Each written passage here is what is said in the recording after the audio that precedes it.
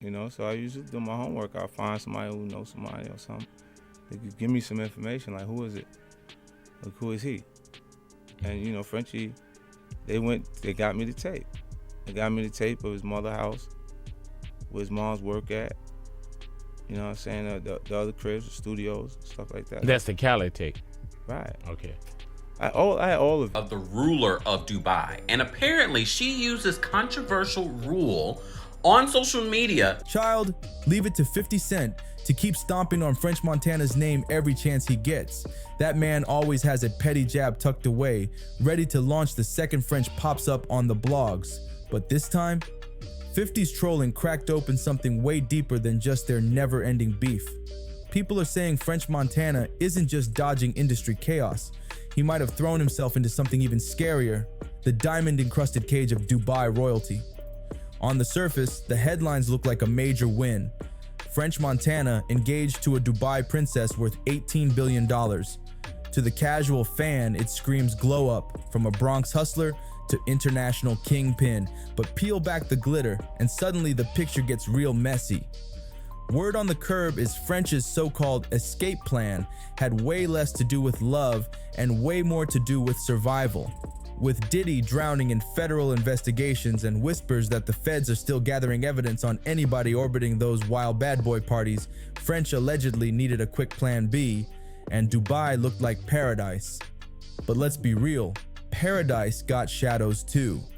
Insiders say Dubai might sparkle on the outside with its golden towers, Lambos covered in crystals, and endless rivers of cash. But some of those royals carry reputations that Hollywood scandals couldn't even compete with. The whispers aren't new either. For years, there have been stories of Western celebs getting flown out, of princes with bizarre appetites that made tabloid scandals look like kid cartoons. Now, here's where the streets start connecting dots. French has always had that image, a man who parties hard, chases bags, and knows how to stay close to powerful men if it means a come-up. So when he suddenly locks arms with a princess and a reported $7 billion safety net, folks aren't buying the fairy tale ending. It's not that they don't think he could love her. It's that survival might have been the bigger motivation. And that's why 50 Cent's shade hits so hard. When he says French got bought, it ain't just about some engagement ring. It's about the bigger perception that French didn't escape the game. He just traded one boss for another. He ran from Diddy's circus straight into a kingdom where the rules are even harsher. Same game, bigger stakes, obeying men with endless money and zero accountability. That irony stings. French thought Dubai was his emergency exit. But if those stories about the princes are even halfway true, he might have jumped out of Bad Boy's fire right into Dubai's oven. And unlike the feds, who eventually cut deals, drop cases, or move on, the royals, they play forever. Which is why this $7 billion rescue plan feels less like salvation and more like a golden trap. He might have bought himself time, but what's the real cost? Now rewind, because to understand French's Dubai leap, you gotta look back at how he even fell into Bad Boy's orbit in the first place. French Montana didn't just land that deal by dropping Pop That and calling it a night. No. The whispers around that signing always had a funky odor. And with everything that's come out about Diddy these past 2 years, fans are revisiting it all with fresh eyes. Here's the part folks forget. When French was shopping for a label deal, he wasn't some random mixtape rapper fresh off the block, and fans been side-eyeing this man for years. First, because French himself admitted he took less money up front than what Ross or Jay were offering, but still chose Puff anyway. Second, because every time French was spotted stumbling out of one of those infamous villas looking half alive, the internet clocked it instantly. People pulled up old clips from 2016 to 2019. French looking drained, worn down, barely standing. And the timing always seemed to match up with those wild weekends Puff was celebrating him. The rumors only got messier after Diddy's arrest in 2024, when producers and ex-associates started spilling about what it really took to secure those shiny deals. One producer even swore Diddy straight up blackballed him after he refused to join a freak off. So of course, when the streets looked back at French's lightning-fast rise, the whispers turned into a chorus. Oh, So you stayed and took the deal? We know what that means. Now, are there hard receipts with French's name stamped on them? Number. But the circumstantial tea has been piping hot for years. You got Diddy gifting him his own Ciroc French vanilla flavor literally the day after they were allegedly together all night. You got that viral birthday clip where Puff's in a robe, French is shirtless, both looking sus. And then you got French himself bragging that he wanted the big bag, and Puff was the only one bold enough to give it. To the industry, it looked like a regular label signing, but to the streets, it looked like a man who was willing to pay a personal price for career elevation.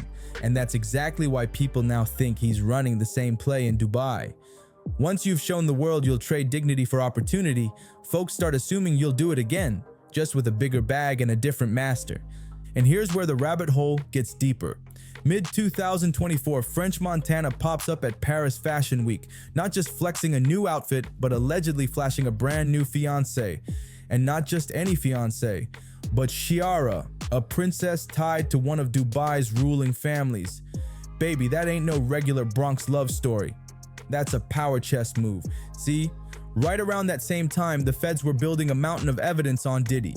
The alleged tapes, the trafficking whispers, the money laundering angles. Anybody in Diddy's inner circle suddenly became radioactive. Artists, assistants, producers, even casual friends were all getting subpoenaed or grilled. And French, he wasn't just a casual friend, he was practically Diddy's shadow for years. The birthdays, the champagne deals, the constant cosigns. If prosecutors wanted to make their case airtight, French's name was bound to come up. So what does he do? He doesn't just skip the country, he attaches himself to one of the wealthiest families in the Middle East. Reports say Sheikha's family is worth over $18 billion.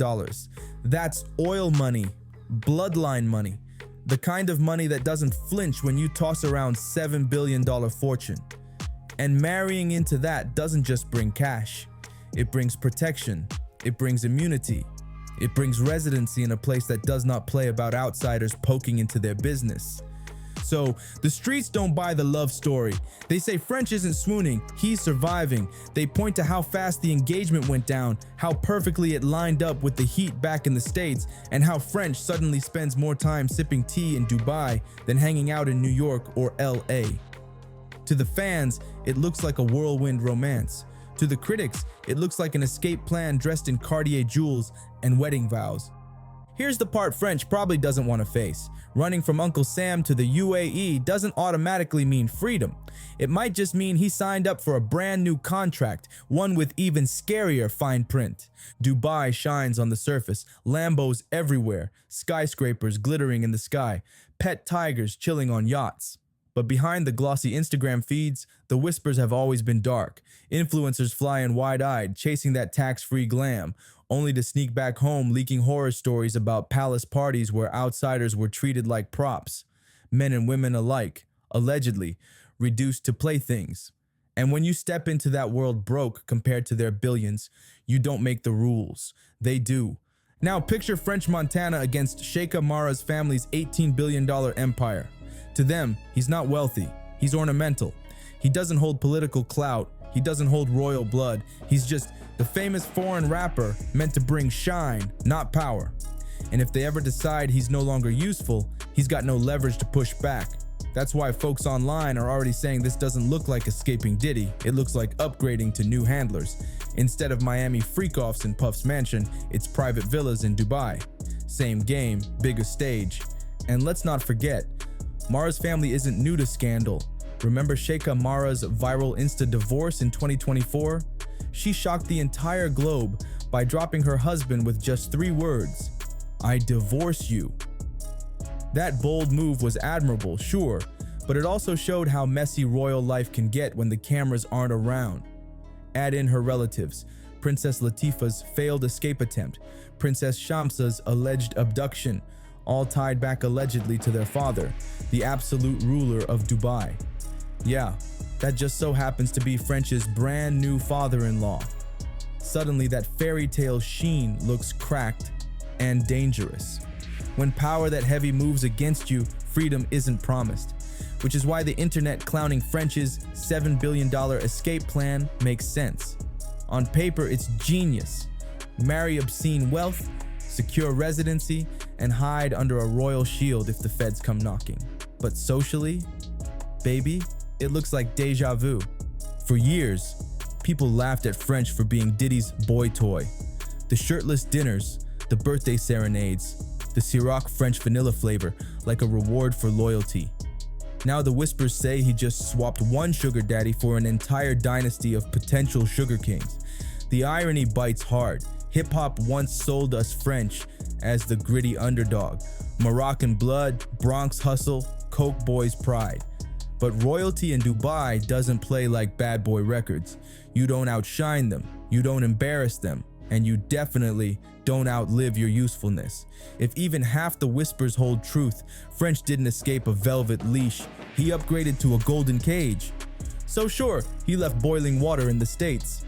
But in Dubai, baby, he might be sitting right on the stove. 50 been shading French for years, calling him washed, calling him Diddy's leftover.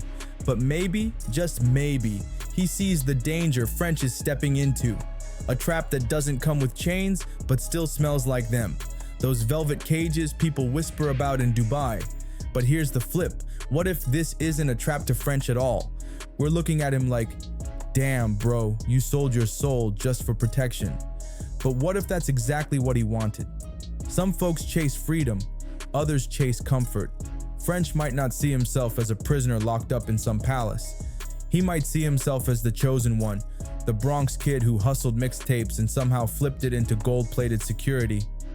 We call it hell, but to him, it could feel like heaven, with AC blasting and a driver waiting outside 24/7. And that's why 50's jokes cut so deep, because under all the trolling, there's a sliver of truth.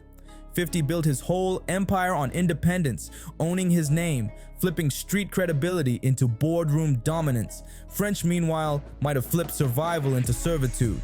But let's be real, who's really winning here? The man still fighting for credibility in hip-hop circles, or the man sipping tea behind palace walls, scandal-proof, untouchable, and sitting on a $7 billion safety net? It's messy, it's ironic, and it's the paradox French Montana lives in right now. To us, he looks like property. To him, he might feel like royalty. And maybe that's the biggest twist of all. 50 Cent can drag him all day, but French Montana might just be smiling, thinking this was the plan the whole time. Like, comment, and subscribe for more breakdowns, because this saga is only getting spicier.